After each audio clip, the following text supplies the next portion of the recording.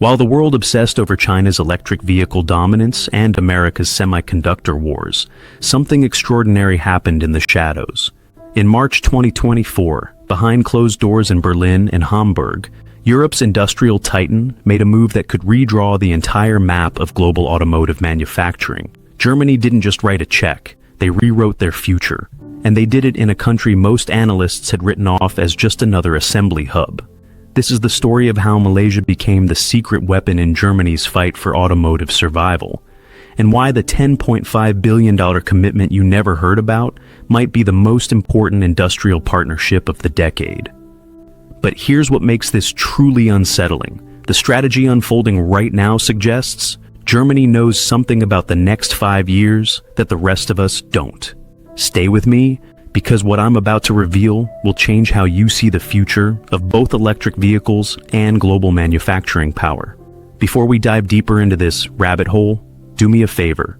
Hit that subscribe button and turn on notifications. Because stories like this, the ones hiding in plain sight while everyone's looking elsewhere, these are exactly what this channel uncovers. And if you find yourself questioning everything you thought you knew about the automotive industry by the end of this video, leave a comment. I want to know if you see what I see. Section 1. The power play nobody noticed. Here's what the mainstream media reported. Malaysia secured $46 billion in potential investments from a March 2024 trade mission. Sounds impressive but routine, right? Wrong. Because when you examine who showed up to those meetings, the story becomes chilling. BMW, Infineon Technologies, Mercedes-Benz, X-Fab, Michelin. These weren't courtesy calls. According to Malaysia's Investment Development Authority, these corporations shared detailed investment plans and strategic partnership proposals across semiconductors, automotive, aerospace, and advanced manufacturing. And here's the part that should make every analyst nervous. Germany has now become Malaysia's second largest foreign investor for 2024, pumping $7.3 billion in approved investments into the country, trailing only behind the United States at $7.4 billion. But unlike America's scattered tech investments, Germany's money is flowing with surgical precision into one integrated vision. The timing is everything. Just months before these meetings, Germany's automotive giants were hemorrhaging market share to Chinese EV manufacturers.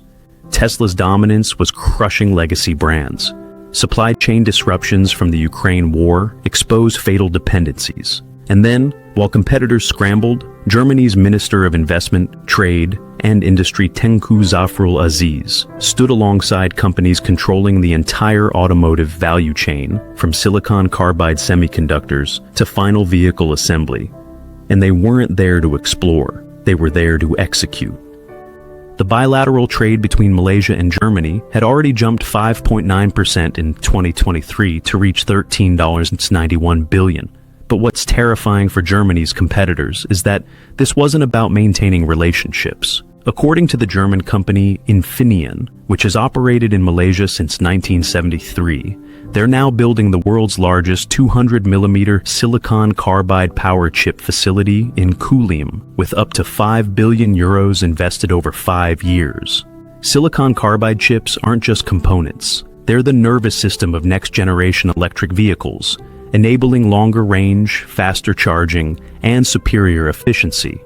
And Germany just locked down a massive supply in a country that's politically neutral, geographically strategic, and hungry for industrial transformation. Section 2. The infrastructure trap. China didn't see. Now, here's where this gets diabolical. While China built the world's largest EV market and America threw subsidies at domestic battery production, Germany quietly engineered something more valuable. A complete end-to-end ecosystem outside anyone's control. Malaysia isn't just assembling cars. Look at the data from Malaysia's new Industrial Master Plan 2030, the blueprint that guided these German investments. The plan targets pushing the automotive sector from contributing just 4% of GDP to 10% by 2030, with specific focus on electric vehicles, autonomous technology, and advanced manufacturing. By 2024, Malaysia had approved 13 automotive projects worth over $1.1 billion under enhanced incentives running until December 2025. But the genius isn't in the assembly plants. It's in what surrounds them. BMW has already produced over 10,000 vehicles at its Kulim facility through Inocom. And they're not just building for Malaysia, they're exporting to Thailand and the Philippines, making BMW one of Malaysia's largest vehicle exporters. Mercedes-Benz operates local assembly in Pekan, producing electric models since early 2023. Volvo assembles EVs in Shah Alam. But here's the infrastructure trap that makes this unstoppable. Germany's semiconductor giants are simultaneously building the chip fabrication that powers these vehicles in the exact same industrial corridors. Infineon's silicon carbide facility, X-Fab's advanced semiconductor operations, and a sprawling network of German precision component manufacturers are creating vertical integration that would take competitors a decade to replicate. Malaysia contributes 13% of global semiconductor testing and packaging, and with German technology transfer, they're moving upstream into IC design and advanced fabrication. The Malaysian government announced plans to train 60,000 semiconductor engineers and establish at least 10 local design and packaging companies. But unlike China's state-directed approach or America's subsidy-dependent model, this is being built on genuine market demand, sustainable partnerships, and a regulatory environment that welcomes foreign ownership without forced technology transfers. Germany found something China can't buy and America can't legislate: a willing, capable partner with no geopolitical baggage. Section 3. The 5-year checkmate. So why Malaysia? Why now? And what does Germany know that we don't? The answer lies in 3 converging crises that Germany saw coming before anyone else admitted they were problems. First, the semiconductor bottleneck. Germany's automotive industry nearly collapsed during the 2021 chip shortage, with production lines frozen for months. By securing advanced chip production in Malaysia, where over 700 German companies already operate, and created 65,000 jobs, Germany built insurance against future supply shocks. Malaysia's export-oriented economy and membership in RCEP and ASEAN means those chips flow freely to Germany without the tariff wars plaguing US-China tech trade. Second, the talent crisis. According to BMW Group Malaysia, they're facing intense pressure to find engineers who understand both traditional automotive systems and cutting-edge EV technology. Malaysia's workforce, educated in English with strong technical training and significantly lower labor costs than Europe, provides a sustainable talent pipeline. The MIDA Perodua Digital Transformation Ecosystem Program is specifically upgrading local automotive suppliers with state-of-the-art technologies, creating not just workers, but innovation partners. But here's the checkmate move: neutrality.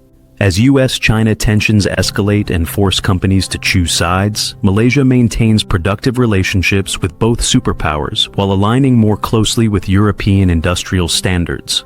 When Germany's Siemens or Bosch need to manufacture components for global supply chains, Malaysia offers the rare combination of advanced capabilities, political stability, free trade access to both Asian and Western markets, and legal protections through 62 bilateral investment guarantee agreements. The Malaysian government's 2024 budget allocated $95.5 billion, with a new investment incentive framework specifically targeting high-value activities, including a RM1 billion strategic investment fund for integrated circuit design services.